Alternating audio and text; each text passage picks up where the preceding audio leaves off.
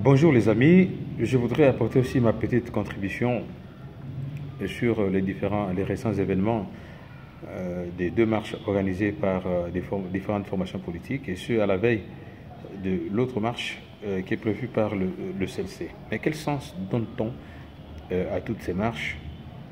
À mon humble avis, je pense qu'il faudrait qu'on soit un peu plus honnête.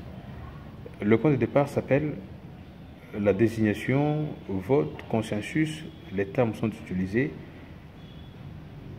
pour sortir le président, le futur président de la Commission électorale nationale indépendante, donc la CENI. La polémique est partie de là. Mais chacun a récupéré sa part pour revendiquer ce qui doit être fait en ce qui concerne les élections dans un avenir très proche. Mais il faut donc donner et essayons de comprendre, parce qu'il y a beaucoup de confusion. J'ai rencontré des gens en tant que journaliste, j'ai rencontré des gens des différents camps, et lorsqu'on leur pose la question sur le sens qu'ils donnent à ces différentes marches, vous allez comprendre que beaucoup se font manipuler, sans trop savoir pourquoi ils sont là. Autant du côté de ceux qui ont marché pour le compte de la Mouka que ceux des autres organisateurs.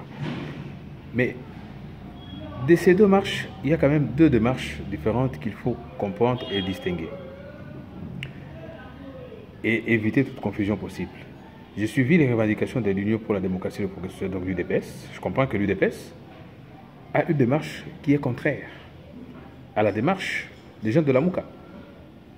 Pour l'UDPS, la question de la désignation du président, du futur président de l'Assemblée de la CENI n'est pas lié forcément au nom, à la personne, à la forme de la personne. Le tout est fonction d'abord de la procédure.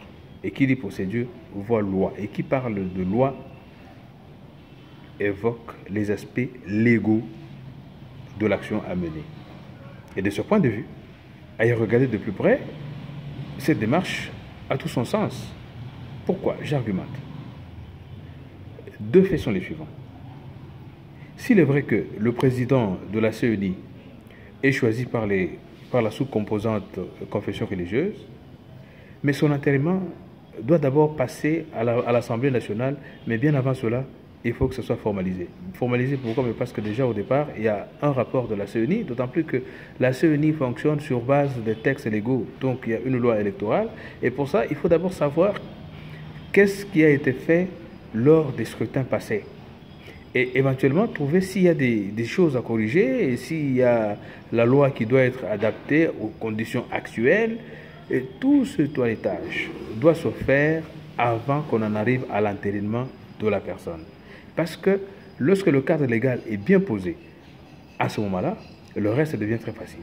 Mais par contre, chercher à avoir un président sans que le cadre légal ne soit garanti, on risque de faire